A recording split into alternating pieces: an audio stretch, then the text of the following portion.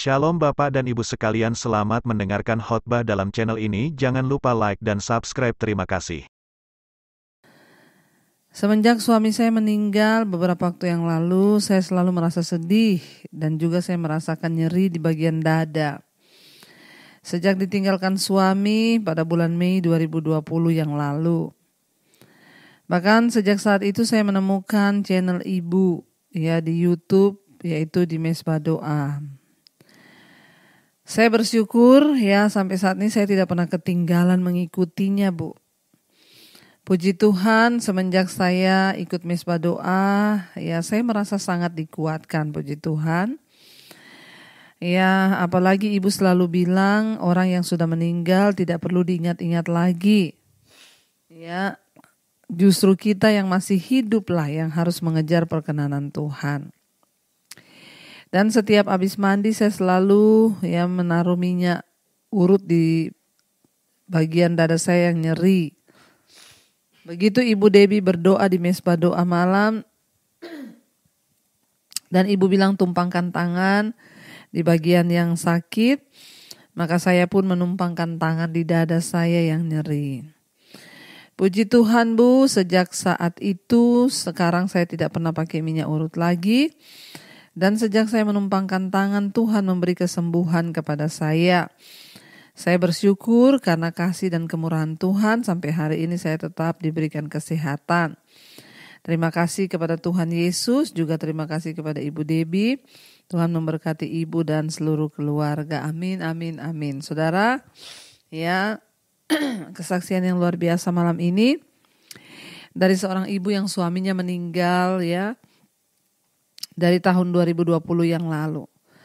Ya, puji Tuhan, ya tadinya ibu ini merasa sedih terus memikirkan kepergian suaminya, namanya juga orang dicintai. Sampai akhirnya ya kesehatannya juga terganggu. Kalau orang itu selalu berpikir hatinya susah ya. Hati yang gembira obat yang manjur, tapi semangat yang patah itu bikin penyakit. Akhirnya dadanya terasa nyeri-nyeri, sakit ya, mungkin kena ke jantung. Karena banyak pikiran, memikirkan suami yang sudah meninggal tidak bisa kembali lagi. Saudara, kalau ada di antara kita yang ditinggalkan oleh orang yang kita kasihi, mari kita melepaskan ya hak kita karena kita percaya semua yang Tuhan lakukan itu yang terbaik. Ya, dan akhirnya ya ibu ini menemukan Mesbah Doa dan channel saya sejak 2020 bulan Mei yang lalu. 2020 yang lalu. Puji Tuhan, ya tiap malam ibu tidak pernah melewatkan mengikuti Mesbah Doa dan selalu tumpang tangan ketika saya berdoa untuk yang sakit. Ibu memegang dadanya dan berdoa dalam nama Yesus terjadi kesembuhan. Sampai hari ini puji Tuhan ibu sudah sembuh ya dan Tuhan yang menyembuhkan. Tuhan terus memberikan ibu kekuatan dan kesehatan ya. Baik saudara, kita akan melanjutkan pembacaan firman Tuhan malam hari ini. Kemarin kita sudah sampai di Keluaran pasalnya yang ke-12 ya. Bagaimana kita sudah membaca akhirnya saudara ya Tuhan mengizinkan orang anak sulung di Mesir mati dan akhirnya bangsa itu ya dibebaskan oleh Tuhan. Bagaimana mereka melihat pembelaan dan lawatan Tuhan sungguh-sungguh nyata bagi kehidupan mereka saudara ya ketika mereka sungguh-sungguh mencari Tuhan. Dan kemarin kita sudah baca bagaimana tulah ke-10 terjadi. Anak sulung mati tengah malam, Tuhan berjalan dan mengambil semua anak sulung yang ada di Mesir. Bahkan kambing domba mereka semuanya mati. Ya, kita juga kemarin sudah belajar bagaimana Tuhan ya akhirnya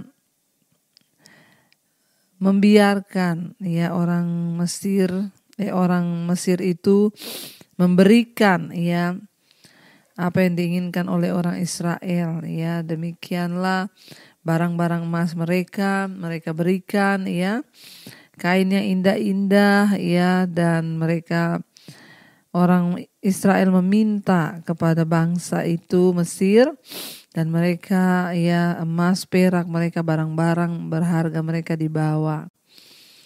Karena Tuhan membuat orang Mesir itu bermurah hati terhadap bangsa itu sehingga mereka memenuhi permintaan mereka. Baik, kita lanjutkan sekarang ketetapan lebih lanjut mengenai Paskah, masih di Keluaran pasal 12. Sekarang ayat yang ke-43. Berfirmanlah Tuhan kepada Musa dan Harun, inilah ketetapan mengenai Paskah. Tidak seorang pun dari bangsa asing boleh memakannya. Ayat 44. Seorang budak belian barulah boleh memakannya setelah engkau menyunat dia. Ayat 45. Orang pendatang dan orang upahan tidak boleh memakannya. 46. Paskah itu harus dimakan dalam satu rumah juga.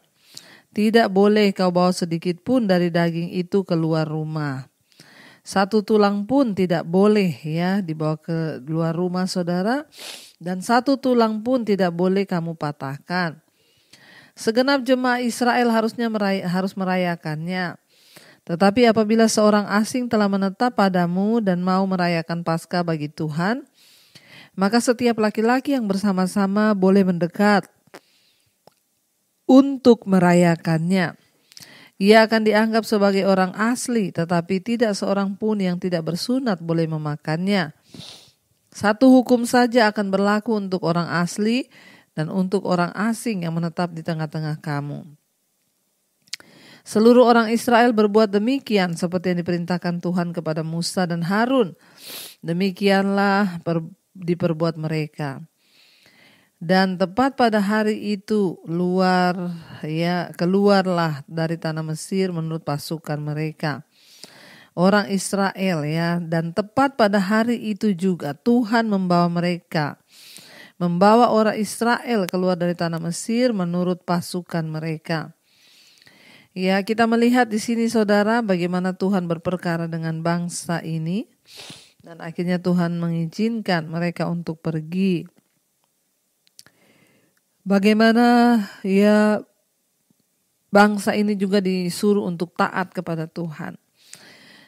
Bahkan semua aturan-aturan, orang yang tidak bersunat gak boleh makan, orang asing gak boleh makan. Semuanya diatur di sana. Lalu kita lanjut sekarang Keluaran pasal 13.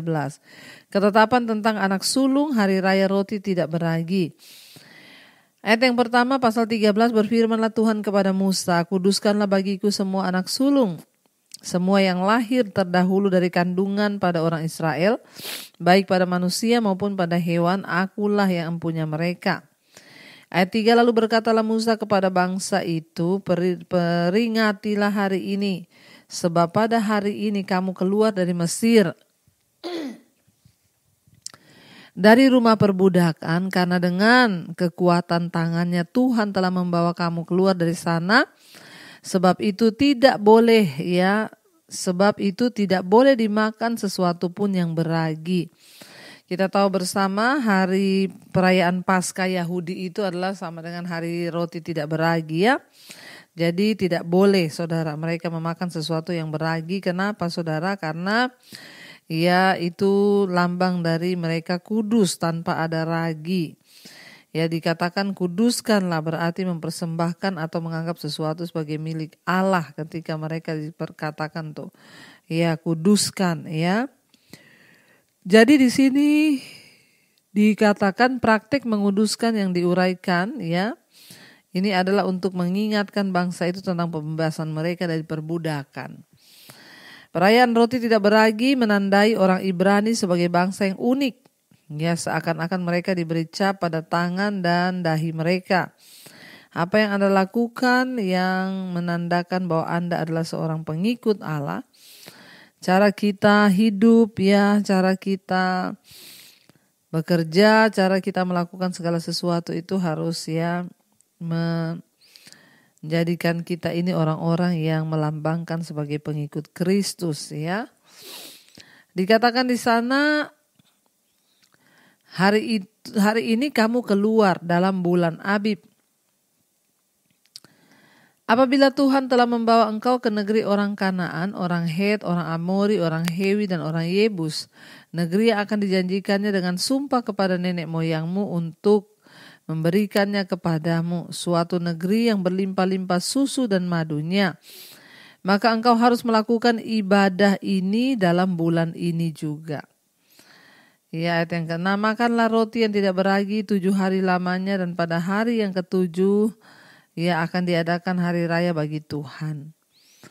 Roti yang tidak beragi haruslah dimakan selama 7 hari itu. Suatu pun yang tidak beragi tidak boleh dilihat padamu, sesuatu pun yang beragi tidak boleh dilihat padamu di seluruh daerahmu. Jadi pada hari itu nggak boleh ada yang beragi. Pada hari itu harus kau beritahukan kepada anakmu laki-laki, ibadah ini adalah karena mengingat apa yang telah Tuhan buat dibuat Tuhan kepadaku dan pada waktu aku keluar dari Mesir. Hal itu bagimu harus menjadi tanda pada tanganmu dan menjadi peringatan di dahimu, supaya hukum Tuhan ada di bibirmu, sebab dengan tangan yang kuat Tuhan telah membawa engkau keluar dari Mesir. Haruslah kau pegang ketetapan ini pada waktunya yang sudah ditentukan dari tahun ke tahun. Saudara, kita melihat di sini Tuhan berkata bahwa bangsa ini harus memperingati hari raya untuk membuat mereka itu mengingat akan kebesaran Tuhan. Mengapa Tuhan menyuruh mereka itu membuat peringatan yaitu sebagai hari raya, agar kita ini belajar, saudara, mengingat-ingat kasih Tuhan. Orang itu kalau udah gak ingat Tuhan bahaya. Kita perlu mengingat seperti bangsa Israel disuruh ingat ketika mereka dibawa keluar dari perbudakan. Kita pun harus mengingat apa yang Tuhan lakukan bagi kita, apa yang Tuhan kerjakan bagi kita, dan itu kita harus ceritakan kepada anak cucu kita. Lalu akhirnya Tuhan memberikan kepada mereka hukum-hukum yang harus mereka taati, saudara. Dikatakan di sana, Tuhan berkata, haruslah kau beritahukan kepada anakmu laki-laki, tadi ayat yang ke-8 Biarlah itu semua ada di bibirmu, engkau menceritakan tentang kebaikan Tuhan. Ayat 11, apabila engkau telah dibawa Tuhan ke negeri orang Kanaan, seperti yang telah dijanjikannya dengan sumpah kepadamu dan kepada nenek moyangmu, dan negeri itu telah diberikannya kepadamu, 12, maka haruslah kau persembahkan bagi Tuhan segala yang lahir terdahulu dari kandungan, juga setiap kali ada hewan yang kau punya beranak pertama kali, anak jantan yang sulung, dikatakan di sana adalah bagi Tuhan. Tetapi jika anak keledai yang lahir terdahulu, kau tebuslah dengan seekor domba, dan jika engkau telah menebusnya, engkau harus mematahkan batang lehernya, tetapi mengenai manusia setiap anak sulung di antara anak-anakmu lelaki haruslah kau tebus. Ayat 14, dan apabila anakmu akan bertanya kepadamu di kemudian hari, apakah artinya itu? Maka haruslah engkau berkata kepadanya, dengan kekuatan tangan Tuhan telah membawa kita keluar dari Mesir, dari rumah perbudakan. Sebab ketika Fir'aun membawa kita keluar dari Mesir, dari rumah perbudakan, sebab ketika Fir'aun dengan tegar menolak untuk membiarkan kita pergi, maka Tuhan membunuh semua anak sulung di tanah Mesir, dari anak sulung manusia sampai anak sulung hewan. Itulah sebabnya maka aku biasa mempersembahkan kepada Tuhan segala binatang jantan yang lahir terdahulu dari kandungan, serta semua anak sulung dari antara anak-anakku lelaki ku tebus. Hal itu harus menjadi tanda pada lenganmu dan menjadi lambang di dahimu. Sebab dengan kekuatan tangannya Tuhan membawa kita keluar dari Mesir. Jadi ingat semua soal mengingat kasih Tuhan, saudara, sehingga kita ini boleh sungguh-sungguh menyadari bahwa tanpa Tuhan kita sungguh tidak bisa apa-apa. Lalu kita dilihat di sana, saudara, apakah artinya setiap anak sulung di antara anakmu lelaki haruslah kau tebus, kata firman Tuhan. Saudara, karena pada malam orang Israel meloloskan diri dari Mesir, Allah meluputkan anak sulung ya anak sulung laki-laki dari setiap rumah yang ditandai dengan darah pada tiang pintunya. Karena Allah menyelamatkan nyawa dari anak-anak sulung itu, sekarang itu Tuhan yang menebus mereka, Dia punya hak penuh atas mereka. Namun Allah memerintahkan orang Israel untuk menebus anak-anak mereka dari Dia. Ritual ini mengandung 3 tujuan, saudara ya. Yang pertama, ini merupakan pengingat bagi bangsa itu bagaimana ya Allah telah menyelamatkan anak-anak laki mereka dari maut dan membebaskan mereka dari segala perbudakan. Yang kedua, ya kata kamu harus menebus anak sulungmu tadi, ini juga merupakan ya menunjukkan penghargaan Allah yang tertinggi terhadap nyawa manusia, berbeda dengan Allah orang kafir yang dipercaya oleh pengikut-pengikutnya justru meminta kurban. Ya, dan yang ketiga ini melihat ke depan pada hari di mana Yesus Kristus menebus kita dengan membayar harga untuk dosa-dosa kita, saudara ya. Jadi kita belajar malam ini Allah tidak selalu bekerja dengan caranya ya yang monoton untuk kita ya, dan kadang-kadang tidak harus dengan cara yang kelihatannya terbaik.